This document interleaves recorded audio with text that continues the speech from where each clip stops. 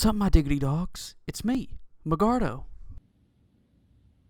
How'd y'all like my intro? I thought I'd done pretty damn well on that, I won't lie. Alright guys, so in this video specifically, I would like to discuss my first week experience with the PlayStation 5. I have the disc version, right? I don't have the digital edition. I do have the disc version, right, where it actually comes with a Blu-ray disc drive in the console, so I'm able to, go out and purchase Spider-Man or whatever, or Call of Duty, or whatever the case may be on disc, and simply put it in. So, that is the version of the console I have. I thought I'd go ahead and mention that. I do have some positive things to say about both the controller and the console itself, and I do have a few negative things to say about the controller and console itself. Overall, I will be honest, I'll go ahead and say it, I do like the console. It seems to be doing me fairly well for the most part, but I have had a few issues with it so far. So, I'm going to stop babbling on. Let's go ahead and let's get into this. So first off, I want to simply discuss the DualSense controller. Alright, so first we're going to discuss a little bit of the DualSense controller. I got a few positive things to say and a few negative things to say about this controller. First off, we're going to go ahead and we're going to go over the negatives.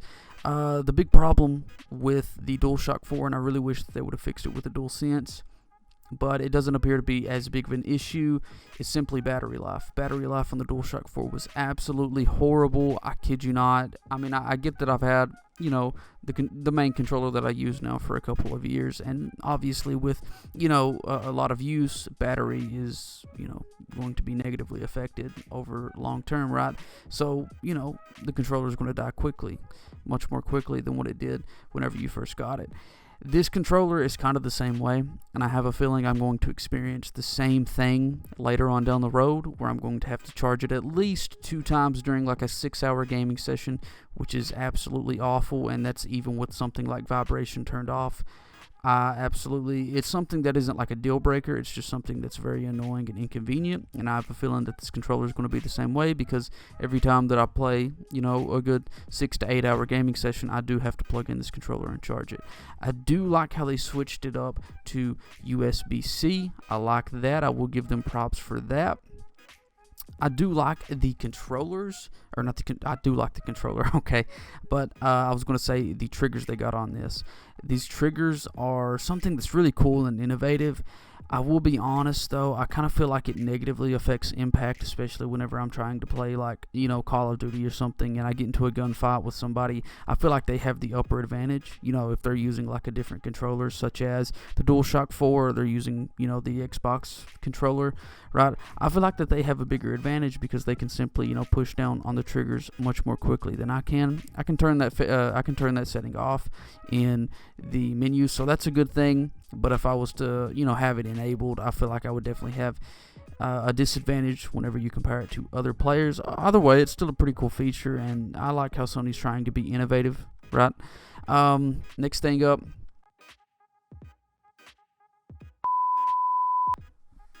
Okay, next thing up, we got the mute button. I believe that's what I was going to go over, was the mute button here.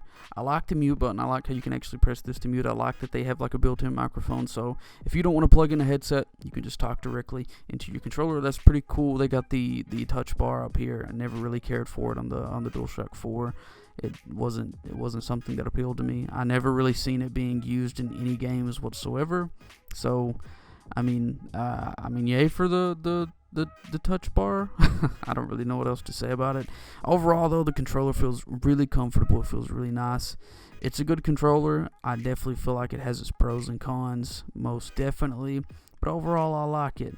A problem that I did have with this controller the other day, I will admit, was whenever I was playing Spider-Man Miles Morales. I was doing a New Games Plus run-through of the game to try to get the Platinum Trophy. And there was a time in the game where I got into a fight, right? I got into like a fight scene, and I kid you not, the controller, it shut off on me, but it acted like it was still connected to the PlayStation 4, okay? And what went down was it completely shut off, but it still had the light on as if it was connected up. I even connected it up to a cord, and the controller just did not work at all. So I straight up panicked. It eventually got to the point to where I had to get on the back here and put a little pin in to hit the reset button. After I put the reset button in, or after I press the reset button and then plug the controller back into the PS5, yeah, I mean, it was just fine and dandy. But that happened to me multiple times, as a matter of fact, in a row within about a 30-minute time span. And I was like freaking out. I was like, man, is my controller defective? But it hasn't done that to me since. So I guess that's a good thing. Next up, we're going to actually discuss the console itself. I do have a few positive things to say about this and a few negative things to say about this console. We're going to go ahead, we're going to jump into size of the console itself. So last week, whenever I done like my unboxing video of it, right, I decided to do a size comparison between it and the PS4, the PS5 and the PS4. I decided to do a comparison between the two, and there is a very noticeable difference. A lot of people may find this as like a deal breaker, saying, oh, the console's too big. And if you feel that way, I mean, that's fine. That's all on you. It's something that doesn't bother me, but I will let you guys know that there is definitely a noticeable difference. It is like 2/3 the size of my, in terms of height at least, 2/3 the size of my desktop tower. So I mean, it's definitely a bit on the larger side. Next up, I want to talk more about design of the system, right? I guess this is a bit of a negative thing, but I will just go ahead and warn you. Be careful with your system, because this thing is easily scratchable. And I'm not talking about, the white panels or white plates or whatever on the side of the console. I am simply talking about that little black piece of the system, which, basically has everything inside of it. In between the two white plates, right? That is it's very easy to scratch. As you can see here on screen, this is like me scratching it with my fingernails. It leaves like marks in it, and I felt like jerry-rig everything doing things like this. I love your content, by the way, if you ever stumble across this video. But I felt like jerry-rig everything, just simply doing like a small scratch test, and this was simply with my fingernail. I also, as I was trying to plug in my USB cable to the PS5 the other night to plug it into my DualSense controller to charge it, right? I ended up scratching pretty much a portion of the front of the console, and looking at it now, it absolutely annoys the hell out of me. So be careful with your system, as this thing is very easy to be scratched. Next up, I want to discuss the user interface. Oh boy, what do I even have to say about the user interface? I like it. It definitely feels like, I guess, a step up from the PS4 user interface, but at the same time, it's just, I'm trying to get used to it, and it's confusing the hell out of me. I will be honest, like getting used to this new user interface, it may be easier for some other people, but I don't know what it is about this user interface itself that confuses the absolute hell out of me. Sometimes I will be simply trying to go and look at, like what parties are available to join or whatever, or, trying to get to the party screen so that I can leave said party, and it absolutely messes me up, like mentally, okay? Because I'm sitting there, looking all over the damn PlayStation menu, the user interface, simply just trying to figure out how to get into the party so that I can leave it, or I can join a party, or whatever the case may be. Overall, I'm struggling with the user interface. It looks clean and nice, I will say that. It's just, I don't know if I'm the only one that has this problem of just being absolutely confused as hell whenever trying to use the user interface, but it's just something that confuses the hell out of me. Next up, I'm going to simply bring up copying and downloading games and installing them and whatnot. I gotta say, it feels like downloading games, as a matter of fact, is much quicker on the PS5 than it is on the PS4. I don't know what it is. Like, I'm still using the same internet. Maybe Sony has done something with their servers, specifically with the PS5. Maybe the PS5 is also simply where it's more powerful than the PS4. It's able to download games quicker. I'm not entirely sure, but straight up downloading games from like the PlayStation Store appear to be so much quicker whenever compared to the PS4. So I give props to Sony for that. Something else that I gotta say, installing games is, it seems to take around at least around the same time that it would take for the PS4. So I mean, that's at least from my experience. I've only installed a select few games, so maybe that'll change in the future. But oh my god, something that is game changing though. Oh my goodness, you would have to use the PS4 and the PS5 both now to really sit down and understand what I'm saying.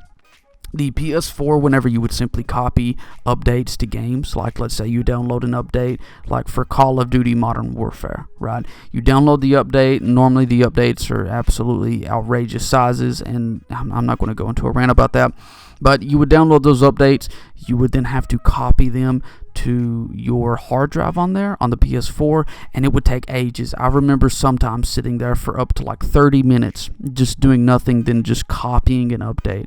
On the PS4, or the PS5 at least, from my experience, copying updates, it literally copies in less than a minute. Oh my god, I absolutely love that.